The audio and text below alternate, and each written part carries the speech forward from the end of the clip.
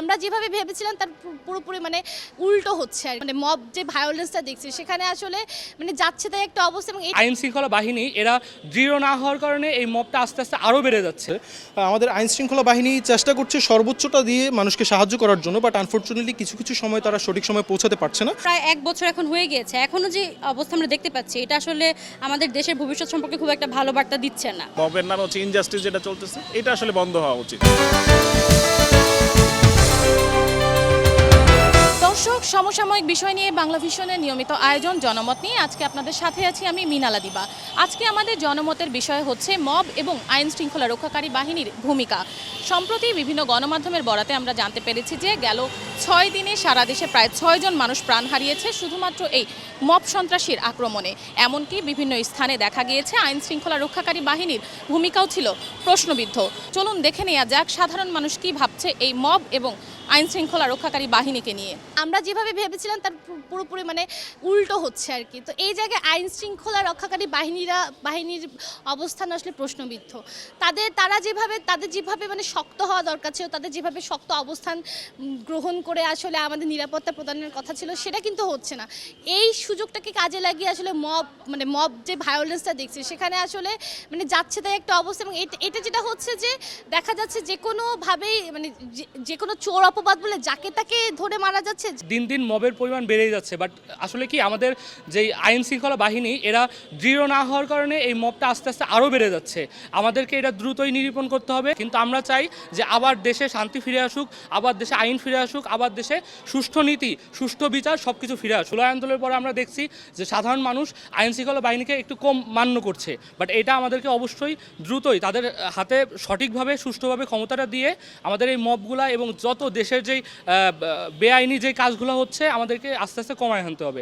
আমরা শুরুর দিকে যখন এই জুলাই বিপ্লব হলো, তারপর শুরুর দিকে আমরা তাদের বেনিফিট অফ ডাউট দিয়েছি যে একটা পরিবর্তিত পরিস্থিতি, পুলিশে অনেক কিছু হয়েছে, আন্ডারস্ট্যান্ডেবল। কিন্তু তারপর থেকে প্রায় 1 বছর এখন হয়ে গিয়েছে, এখনো যে অবস্থা আমরা দেখতে পাচ্ছি এটা আসলে আমাদের দেশের ভবিষ্যৎ সম্পর্কে খুব একটা ভালো বার্তা দিচ্ছে না।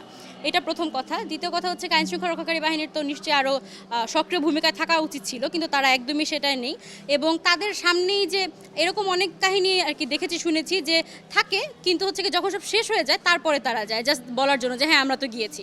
তো এখানে আসলে আমার মনে হয় যে আমাদের আর কি রাষ্ট্রীয় ব্যবস্থাটারই আসলে একটা সমস্যা। এখন যে ইন্টারিম গভর্নমেন্ট চলছে তাদের এখানে আরও একটুখানি উদ্যোগী ভূমিকা আমরা সাধারণ মানুষ হিসেবে আশা করতাম, তো সেটা পাচ্ছি না। যে একদমই কোনো সেফটির যে ফিলিংসটা সেটা হচ্ছে গিয়ে আমার কাছে আমি পাইনি। এবং আমি আমার বাকি নারী শিক্ষার্থী আমার বন্ধুদের সাথেও আর কি কথাবার্তা বলেছি, তাদেরও হচ্ছে গিয়ে সেম ফিলিংস। তারা হচ্ছে গিয়ে ভয় থাকে সারাক্ষণ যে আচ্ছা কখন কি কেউ একটা কিছু বলে দিবে, তারপর আবার একটা কি শুরু হয়ে যাবে। আমি পার্সোনালি মনে করি যে এগুলোর পিছনে আসলে কিছু মানুষ ইন্টেনশনালি কাজ করছে, আবার কিছু হচ্ছে দেখা যাচ্ছে আনএক্সপেক্টেডলি হয়ে যাচ্ছে।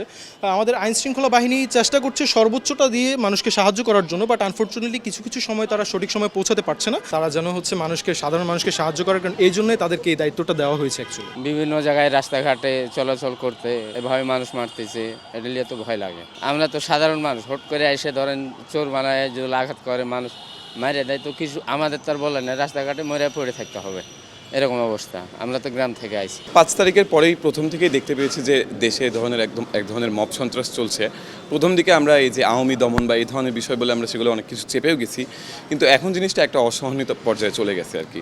যারা বাংলাদেশের মাইনরিটি কালচারালি কিংবা পরিচয়গতভাবে, তাদের সবাইকেই একটা শঙ্কার মধ্যে সবসময় থাকতে হচ্ছে আর কি।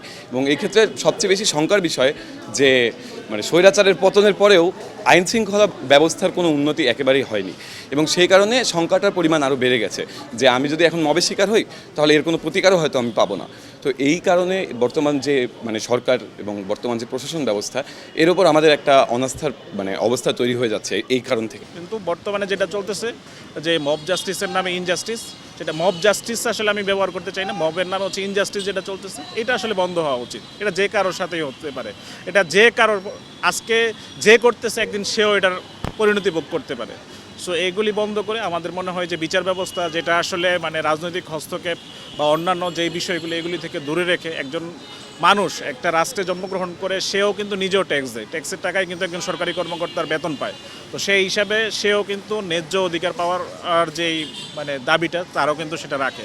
অবশ্যই সেগুলি বন্ধ করে আমার মনে হয় যে ন্যায্য অধিকার পাওয়ার দাবি প্রত্যেকে রাখে। মনে হয় সমাজে একটা কথা প্রচলিত আছে যে অপরাধী তার যে বিচার বা শাস্তি সেটা পাচ্ছে না, আমাদের মনে হয় আগে সেইটা নিশ্চিত করতে হবে যেন একটি অপরাধী তার বিচার পায় এবং শাস্তি পায়। যেমন আমরা কিছুদিন আগে দেখতে পেয়েছি অনেকবার যে হারকিউলিস নামে একজনের পরিচয় আমরা জানতে পারি, যে কিনা ধর্ষককে নিজে মেরে ফেলছে। এরকমটা কেন হচ্ছে? কারণ ওই ধর্ষকের বিচার হচ্ছে না, কোনো রাজনৈতিক কারণে সে হয়তো জেল থেকে বের হয়ে যাচ্ছে বা বিচারের কোনো ফাঁকফোকর দিয়ে বের হয়ে যাচ্ছে। তো প্রথমে যদি আমরা রাষ্ট্রীয়ভাবে আমরা বিচার নিশ্চিত করতে পারি, তাহলে আমরা মনে করি যে এরকম মব জাস্টিস হবে না এবং মানুষ আইন তার নিজের হাতে তুলে নেবে না। একটা মানুষকে হত্যা করা যাবে না, তাকে আইনের আশ্রয়ে নিয়ে আসতে হবে, বা আমাদের যদি আইনের মানে বিচার বিভাগে কোনো সমস্যা থাকে সেটা সংশোধন করে তাকে বিচার করতে হবে, কিন্তু তাকে পৃথিবী থেকে বিদায় করে দেওয়া যাবে না বা মারা যাবে না। দর্শক, এই ছিল আজকে আমাদের জনমতের পর্বে। দেখা হবে অন্য কোনো দিন অন্য কোনো পর্বে। ততক্ষণ সুস্থ থাকুন, ভালো থাকুন, বাংলা ভিশনের সাথেই থাকুন।